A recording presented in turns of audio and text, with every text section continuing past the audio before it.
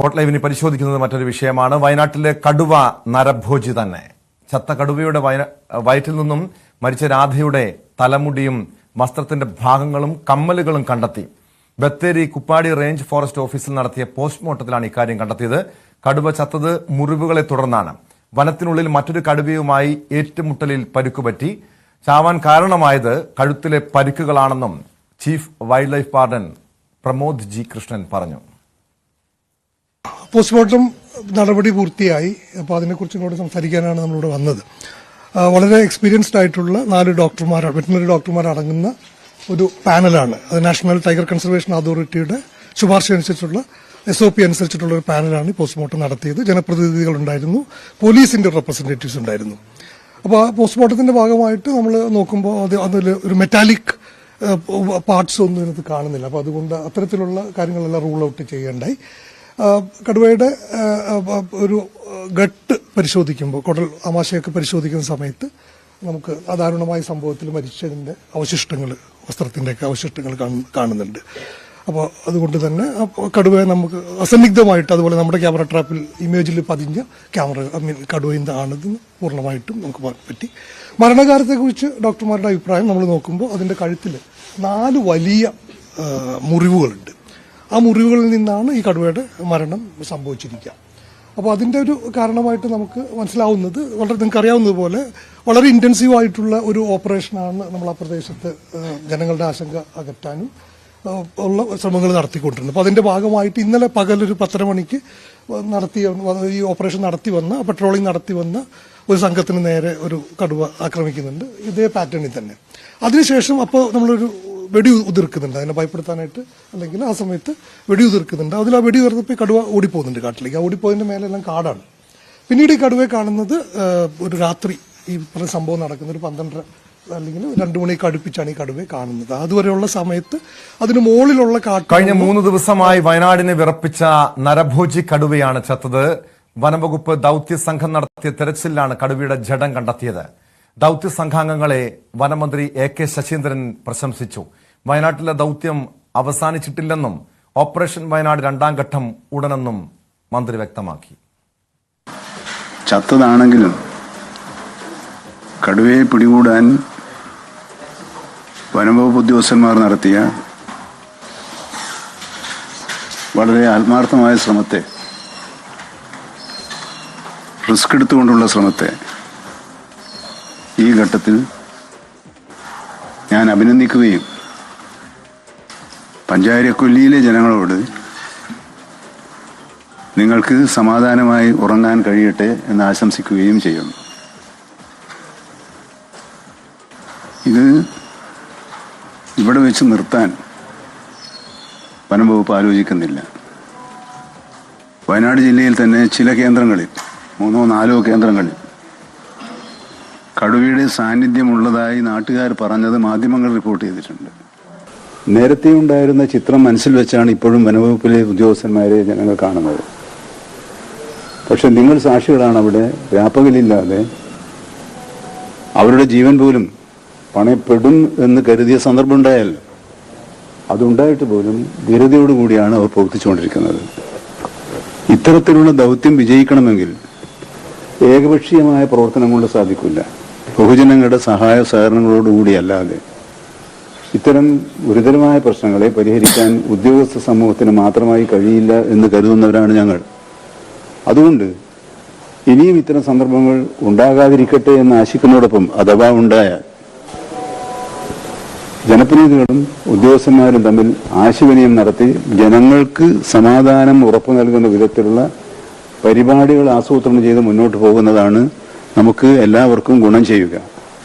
വിവരങ്ങളുമായി MS അനീഷ് കുമാറും CV അനുമോദും ചേരുന്നുണ്ട്. ആദ്യം അനുമോദിലേക്കാണ്. അനുമോദ്, ഈ 3 ദിവസത്തോളം വയനാട്ടിലെ ജനങ്ങളെ ആശങ്കയിലാഴ്ത്തിയ കടുവ, നരഭോജി കടുവ ചത്തത് അതൊരു പരിധിവരെയും ആശ്വാസകരമാണ്. ഈ ആശങ്ക, ജനങ്ങളുടെ ആശങ്കയ്ക്ക് പൂർണ്ണമായും അയവ് വന്നിട്ടുണ്ടോ? ഈ രാധയെ കൊലപ്പെടുത്തിയ ഈ കടുവ തന്നെയാണ് ചത്തതെന്ന് ഉറപ്പിക്കാൻ കഴിഞ്ഞിട്ടുണ്ട്. ഇതിന്റെ ഒരു നടപടികൾ എങ്ങനെയായിരുന്നു? ഇപ്പോൾ ഈ പോസ്റ്റ്മോർട്ടം നടപടികൾ പൂർത്തിയായിട്ടുണ്ട്. പോസ്റ്റ്മോർട്ടം റിപ്പോർട്ട് എപ്പോഴാണ് ലഭ്യമാവുക?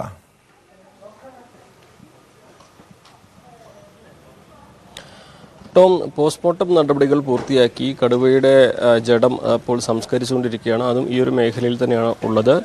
ദഹിപ്പിക്കുകയാണ് ചെയ്യുന്നത്. പോസ്റ്റ്മോർട്ടം 2 മണിക്കൂറിലധികം സമയം നീണ്ടു നിന്നു. ഈ പോസ്റ്റ്മോർട്ടം നടപടിക്ക് ശേഷമാണ് ചീഫ് വൈൽഡ് ലൈഫ് വാർഡൻ ഇപ്പോൾ മാധ്യമങ്ങളോട് അതിലെ പ്രധാന നിരീക്ഷണങ്ങൾ പങ്കുവച്ചത്. പ്രധാനമായിട്ട് അദ്ദേഹം പറഞ്ഞതിൽ ഈ കടുവയുടെ മരണം മറ്റൊരു കടുവയുമായുള്ള ആക്രമണത്തിൽ പരിക്കേറ്റതിനെ തുടർന്നാണ് എന്നുള്ളതാണ് പ്രാഥമികമായിട്ട് മനസ്സിലാക്കുന്നത്. കടുവയുടെ കഴുത്തിൽ ആഴത്തിലുള്ള മുറിവുകൾ ഉണ്ടായിരുന്നു, അത് മരണത്തിലേക്ക് നയിച്ചു എന്നാണ് കരുതുന്നത്. രണ്ടാമതായിട്ട് ഇത് നരഭോജി കടുവ തന്നെയാണ്. നേരത്തെ രാധ എന്ന സ്ത്രീയെ ഈ കടുവ കൊന്ന് തിന്നിരുന്നു.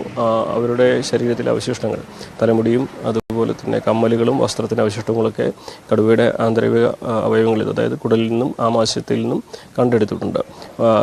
ഇത് സംബന്ധിച്ച് പ്രധാനമായിട്ടും വനംവകുപ്പ് നടത്തുന്ന ഒരു കാര്യം, കഴിഞ്ഞ ദിവസം നടത്തിയ ഒരു ഓപ്പറേഷന് ശേഷം കടുവ ഉൾക്കാട്ടിലേക്ക് പോവുകയും അവിടെ ഉണ്ടായിരുന്ന മറ്റൊരു കടുവയുമായി ഏറ്റുമുട്ടലുണ്ടാവുകയും തുടർന്ന് ഗുരുതരമായി പരിക്കേറ്റ നിലയിൽ കണ്ടെത്തി അതിൻ്റെ മരണം സംഭവിക്കുകയാണ് ചെയ്തത്.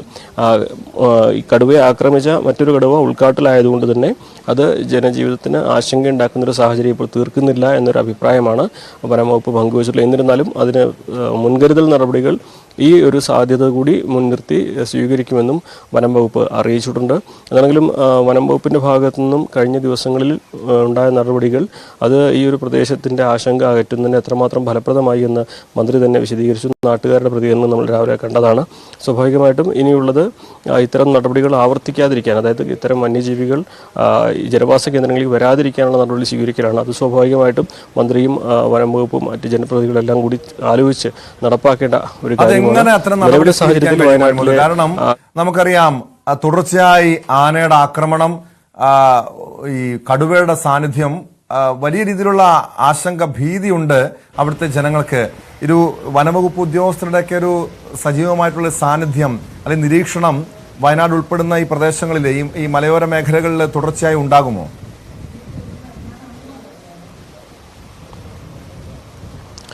ടോം, ഇതിൽ ഈ മലയോര മേഖലകളിൽ, വനത്തോട് ചേർന്ന പ്രദേശങ്ങളിലൊക്കെ വന്യജീവികളുടെ സാന്നിധ്യം സാധാരണയായി കാണുന്നുണ്ട്.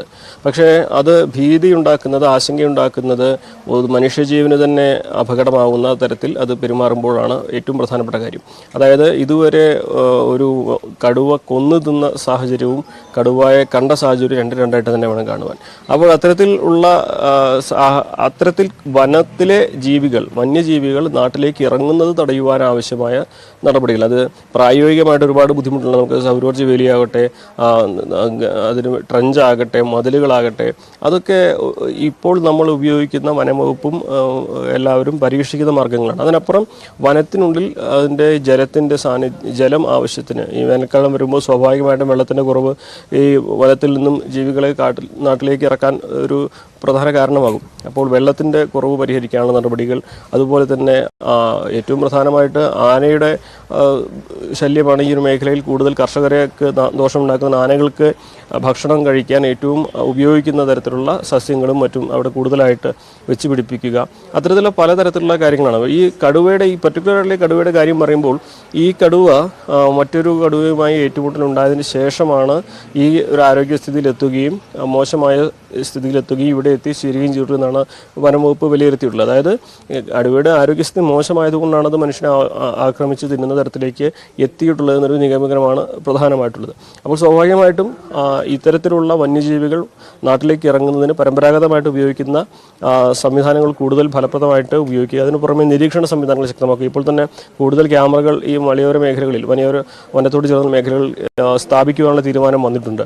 അതിന് പുറമെ RRTകൾ കൂടുതൽ സജീവമാക്കുവാൻ, എവിടെ കടുവയെ കണ്ടു കഴിഞ്ഞാലും അവിടെ ഉടനെ എത്തി അതിനെ ഓടിക്കുവാനോ ഉൾക്കാട്ടിലേക്ക് കൊണ്ടുപോകാനോ അല്ലെങ്കിൽ ഉൾക്കാട്ടിലേക്ക് അയക്കുവാനോ വേണ്ട സൗകര്യങ്ങൾ ചെയ്യുവാനും അതിൻ്റെ നടപടികൾ സ്വീകരിക്കാനുള്ള സംവിധാനങ്ങൾ. അപ്പോൾ പലതരത്തിലുള്ള സാഹചര്യങ്ങളാണ് ഓരോ വനമേഖലകളുള്ളത്. അത് അതാത് മേഖലകളുടെ സാഹചര്യത്തിനനുസരിച്ച് തന്നെ വേണം തീരുമാനിക്കുന്നത്. നിലമ്പൂരിലെ സാഹചര്യമല്ല വയനാട്ടിലുള്ളത്, വയനാട്ടിലെ സാഹചര്യമായിരിക്കില്ല ആതിരപ്പള്ളിയിലുള്ളത്. അപ്പോൾ സ്വാഭാവികമായിട്ടും ഓരോ ഭൂപ്രകൃതിക്ക് അനുയോജ്യമായ രീതിയിൽ അവിടെ നേരിടുന്ന പ്രശ്നങ്ങൾക്ക് ആ തരത്തിലുള്ള പ്രതിവിധികൾ കണ്ടെത്തുകയാണ് ചെയ്യേണ്ടത്. എന്നാണെങ്കിലും വനംവകുപ്പിൻ്റെ ഭാഗത്തു നിന്നുള്ള നടപടികൾ ഇവിടെ തുടങ്ങുകയാണ് എന്നാണ് വൈൽഡ് ലൈഫ് പഠനം നേരത്തെ വ്യക്തമാക്കിയിട്ടുള്ളത്. നിലവിലെ സാഹചര്യത്തിൽ ജനങ്ങൾക്ക് ഈ നരഭോജി കടുവയിൽ നിന്നും ഒരു ആശ്വാസം ഉണ്ട് ഈ ഘട്ടത്തിലെന്ന് നമുക്ക് വ്യക്തമായിട്ടും പറയാൻ കഴിയും. തീർച്ചയായും അനുമോദ് സൂചിപ്പിച്ചതുപോലെ ഒരു പരിധിവരെ ആശ്വാസകരമാണ്. എം.എസ്. അനീഷ് കുമാറിലേക്ക് കൂടി പോകുന്നു. അനുമോദ് തുടരുക.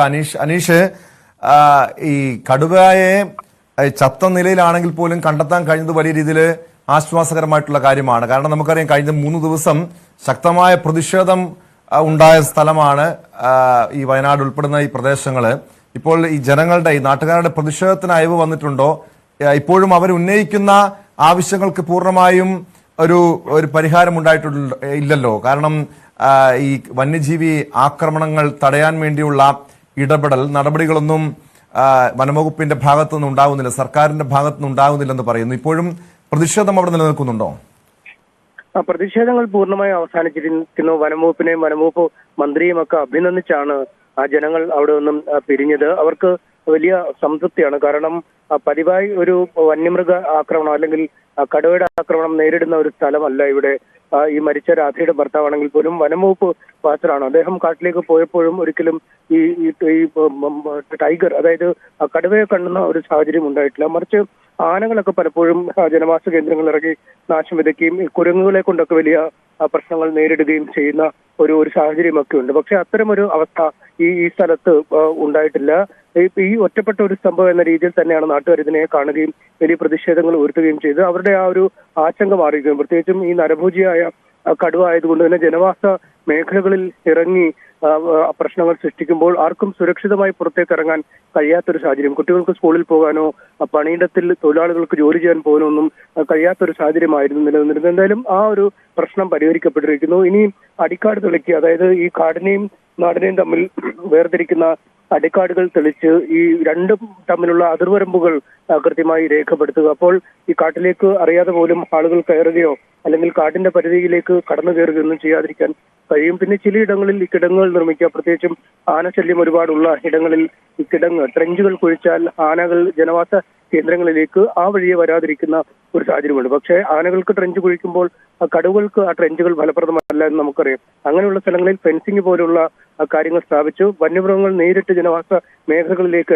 എത്താതിരിക്കുന്നതിനുള്ള മാർഗങ്ങൾ അവലംബിക്കുക. ഇക്കാര്യങ്ങളൊക്കെയാണ് കഴിഞ്ഞ ദിവസങ്ങളിലായി ഈ പഞ്ചാരക്കൊല്ലിയിലെ ആളുകളൊക്കെ ആവശ്യപ്പെട്ടത്. എന്തായാലും ആ ആവശ്യങ്ങളൊക്കെ അനുഭാവപൂർവ്വം പരിഗണിക്കാം. ഇതിനായുള്ള പണം അനുവദിച്ചിട്ടുണ്ടോ എന്നൊക്കെയാണ് കഴിഞ്ഞ ദിവസം ADM തഹസിൽദാരും ഒക്കെ ജനങ്ങൾക്ക് ഉറപ്പ് നൽകിയത്.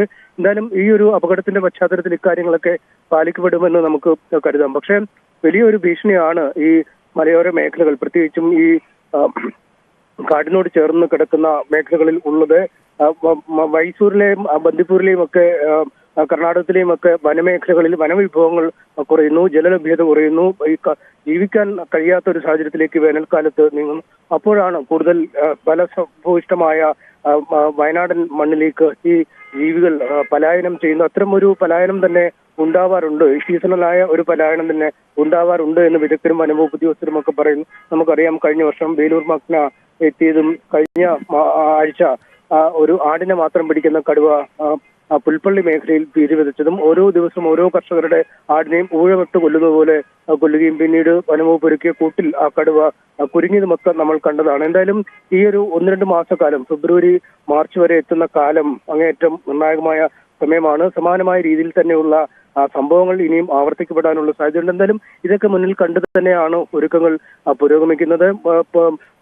പുൽപ്പള്ളിയിലും കൽപ്പറ്റയിലും ഒക്കെ അടക്കം ചിലയിടങ്ങളിൽ ഈ കടുവയുടെ സാന്നിധ്യവും ചില ആനയുടെ സാന്നിധ്യവും ഒക്കെ ഉണ്ടെന്നുള്ള വിവരങ്ങൾ പലപ്പോഴും വനവകുപ്പിനെ തേടി കഴിഞ്ഞ 2-3 ദിവസങ്ങളായി വന്നിരുന്നു. പക്ഷേ അവയൊന്നും ജനവാസ മേഖലകളിൽ ഇറങ്ങുകയോ അല്ലെങ്കിൽ നാട്ടുകാർക്ക് വലിയൊരു നാശനഷ്ടം വരുത്തുകയോ ആൾനാശം വരുത്തുകയോ ചെയ്യാത്തത് കൊണ്ട് തന്നെ അത്രമേൽ ഗൗരവത്തിലുള്ള ഒരു ശ്രദ്ധ ഈ പഞ്ചാരക്കൊല്ലിയിലെ പോലുള്ള ഒരു ശ്രദ്ധ അവിടേക്ക് വന്നില്ല. പക്ഷെ അതൊക്കെ സർക്കാർ അർഹമായ പരിഗണനയിൽ കാണുന്നു എന്നാണ് മന്ത്രി അടക്കം വ്യക്തമാക്കിയത്. എന്തായാലും അതിന്റെയൊക്കെ വെളിച്ചത്തിൽ ഇപ്പോൾ ഡിവിഷണൽ ഫോറസ്റ്റ് ഓഫീസിൽ മന്ത്രിയുടെയും മറ്റ് വനംവകുപ്പ് ഉന്നത ഉദ്യോഗസ്ഥരുടെയും യോഗം നടക്കുകയാണ്. ആ യോഗത്തിൽ എങ്ങനെയാണ് ഒരു കർമ്മ പദ്ധതി, കേവലം പഞ്ചാരക്കൊല്ലി മാത്രമല്ല മറിച്ച് വന്യമൃഗശല്യം നേരിടുന്നിടങ്ങളിൽ എന്തൊക്കെ കാര്യങ്ങൾ ചെയ്യണമെന്നതിൽ ഒരു കൃത്യമായ കർമ്മ പദ്ധതി ആസൂത്രണം ചെയ്യും. അതിനുള്ള നിർണായകമായ യോഗമാണ് ഇപ്പോൾ ഈ ഡിവിഷണൽ ഫോറസ്റ്റ് ഓഫീസിൽ ആരംഭിച്ചിരിക്കുന്നത്. ടോം.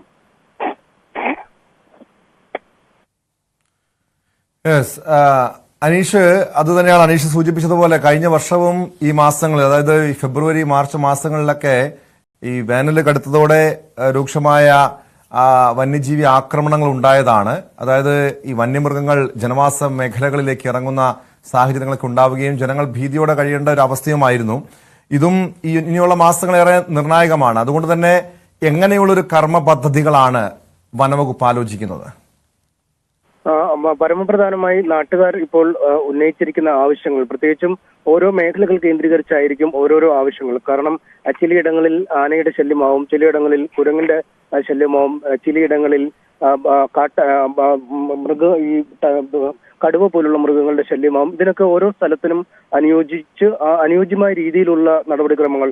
ചിലയിടങ്ങളിൽ അടിക്കാട് തെളിച്ചാൽ മാത്രം തീരുന്ന പ്രശ്നങ്ങളുണ്ടാവും, ചിലയിടങ്ങളിൽ സൗരോർജ്ജ വേലികൾ ഉണ്ടാവും, വൈദ്യുതി വേലികൾ ഉണ്ടെങ്കിൽ അതിൽ വൈദ്യുതി കടന്നു പോകാത്തായിരിക്കും, വേലിയുടെ ഓരോ ഭാഗം തകർന്നു കിടക്കുന്ന സാഹചര്യമാവും ഉള്ളത്. അങ്ങനെ ഓരോ സ്ഥലത്തും വേണ്ട കാര്യങ്ങൾ എന്തൊക്കെയാണ് എന്ന് തിരിച്ചറിഞ്ഞുള്ള ഒരു കർമ്മപദ്ധതി ആസൂത്രണം ചെയ്യണം. പലപ്പോഴും ചിലയിടങ്ങളിലൊക്കെ ഈ ജലാശയങ്ങൾ അല്ലെങ്കിൽ ജലം ലഭ്യമല്ലാത്തത് മൂലമാവും പുറത്തേക്ക് ആനകളും മറ്റുമൊക്കെ ഇറങ്ങും. അങ്ങനെയെങ്കിൽ കാട്ടിനുള്ളിൽ തന്നെ ഇതിനുള്ള ക്രമീകരണങ്ങൾ ഏർപ്പെടുത്തുക, കുളങ്ങളും മറ്റുമൊക്കെ കിണറുകളും ഒക്കെ ഒഴിച്ച് ജലലഭ്യത ഉറപ്പുവരുത്തുന്ന രീതിയിലുള്ള നടപടിക്രമങ്ങൾ ചെയ്താൽ ഒരുപക്ഷെ കാട്ടിലേക്ക് തന്നെ ആനകൾ പുറത്തേക്കൊന്നും ഇറങ്ങാൻ കഴിയില്ല. കഴിഞ്ഞ ദിവസം നിലമ്പൂരാണെങ്കിൽ നമ്മൾ കണ്ടതാണ്, ഈ ഒരു പറ്റം കാട്ടാനകളാണ് പതിവായി ജനവാസ മേഖലകളിലേക്ക് ഇറങ്ങി വരുന്നത്. പ്രത്യേകിച്ചും നാട്ടുകാർ പറയുന്നുമുണ്ട്, ഈ ജനുവരി മാസങ്ങൾ, ഫെബ്രുവരി മാസങ്ങളിലൊക്കെയാണ് ഇത്തരത്തിൽ ആനകൾ പുറത്തേക്ക് ഇറങ്ങുന്നത്. ജലലഭ്യത കാട്ടിനുള്ളിൽ വല്ലാതെ കുറയുമ്പോൾ അത് എവിടെ ലഭിക്കും എന്നതിനെ കുറിച്ച് ആനകൾക്ക് കൃത്യമായ ധാരണയുണ്ട്.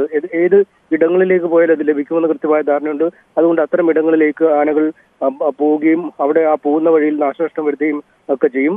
അത്തരം കാര്യങ്ങൾ കണ്ടുപിടിച്ച് കൃത്യമായ ഒരു പരിഹാരം എത്തിക്കുക. ഒപ്പം ഈ ജനങ്ങളുടെ പരാതികൾ ലഭിക്കുമ്പോൾ സമയബന്ധിതമായ ഒരു നടപടിക്രമങ്ങൾ കൈക്കൊള്ളുക എന്നതും പ്രധാന കാര്യമാണ്. ഒരു ഓപ്പറേഷണൽ സെന്റർ എന്ന രീതിയിൽ എന്തെങ്കിലും ഒരിടത്ത് നിന്നും പരാതി ലഭിച്ചാൽ അവിടത്തേക്കുള്ള ഓപ്പറേഷൻ വൈകിക്കുമ്പോൾ പലപ്പോഴും ഈ അക്രമകാരികളായ ജീവികൾ കാട് കയറുന്ന ഒരു സാഹചര്യമൊക്കെ ഉണ്ടാവും. പിന്നീട് അത് വീണ്ടും ആ സ്ഥലത്തെത്തുകയും ആക്രമണം അഴിച്ചുവിടുകയും ഒക്കെ ചെയ്യുന്ന സാഹചര്യമാണ്. അങ്ങനെയെങ്കിൽ ഈ കൃത്യമായ പരാതി ലഭിക്കുമ്പോൾ അപ്പോൾ തന്നെ ഒരു RRT സംഘത്തെയും മറ്റുമൊക്കെ അവിടെ നിയോഗിച്ച് കൃത്യമായ ഒരു പ്രതിരോധ നടപടികൾ കൈക്കൊള്ളുക, ജനങ്ങളെ കൂടി വിശ്വാസത്തിലെടുത്ത് ജനങ്ങളുടെ ആവശ്യങ്ങൾ കൂടി അംഗീകരിച്ചുള്ള ഒരു നടപടികൾ എന്ന രീതിയിലേക്ക് കാര്യങ്ങൾ പോകും. പ്രത്യേകിച്ച് ഒരു ഏകോപനം നമുക്ക് ഈ പഞ്ചാരക്കൊല്ലിയിലായാലും ആദ്യ ദിനങ്ങളിലെ പ്രതിഷേധം പൂർണ്ണമായും എന്തെങ്കിലും റവന്യൂ അധികൃതർ തങ്ങൾക്കൊരു ഉറപ്പ് നൽകിയാൽ മതിയെന്നായിരുന്നു അവർ പറഞ്ഞത്.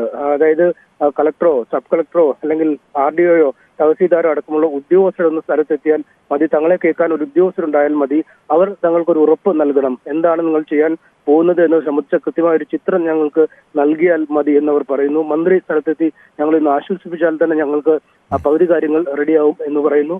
അത്തരം ഒക്കെയുള്ള ഒരു ഏകോപനത്തിലെ ഒരു പാളിച്ചകൾ അല്ലെങ്കിൽ ഏകോപനത്തിലെ ഒരു കാലതാമസക്കുറവ് പരിഹരിക്കുക എന്നതും ഈ പുതിയ സംവിധാനത്തിന്റെ ലക്ഷ്യമാണ്. അങ്ങനെയെങ്കിൽ ഓരോ സ്ഥലത്തും കൃത്യമായി വരുമ്പോൾ ഒരു SOP, സിസ്റ്റം ഓഫ് പ്രൊസീജിയേഴ്സ്, നടപടിക്രമങ്ങൾ രൂപീകരിക്കുക എന്നതും ഇന്നത്തെ യോഗത്തിന്റെ ലക്ഷ്യം തന്നെയാണ്.